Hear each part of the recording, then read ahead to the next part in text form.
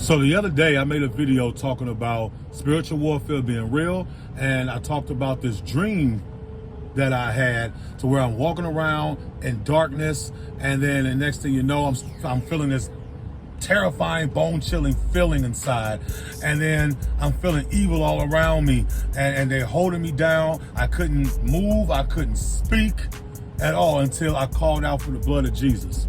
Jesus, please help me. And then the next thing you know, I shot out my bed and almost ran into a wall. Well, that's not the first time that's happened to me. That's happened to me a few times. And I actually just want you guys' opinion, and I just want to know, like, what does this mean? So the second time this happened to me was in 2020, okay? A friend of mine called me up right when I was getting off work, and they said, hey, can you pick up so-and-so and take them home? I'm like, all right, cool. So I stopped by the liquor store and I grabbed me a tall can of Modelo and come over there, and that's when I find out that the three of them are all on X pills.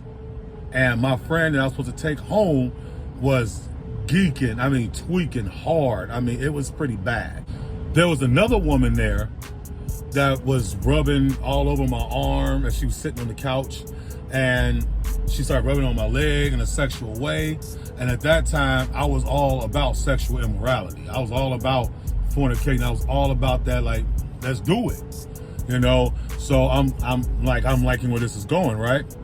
Then the next thing you know, that same terrifying, bone-chilling feeling that I felt back in 2006 in that dream I had came back. And I'm completely sober. I barely even touched the Modelo that I had, and I don't do drugs. The next thing I know, I started to see, like, with my spirit, like it was sensing like demonic forces, like presence going up the walls of the house. And I'm telling my friend, what is it that you got going on up in here, man? You got demons in this house. And only reason why I didn't leave right away is because my friend was still on the floor, and I was trying to help out my friend to get them home. But after a while, I did get home, and I stayed, I decided to be more on the path of righteousness after that, because I was scared out of my mind. But after about 3 months, I went back to my old ways.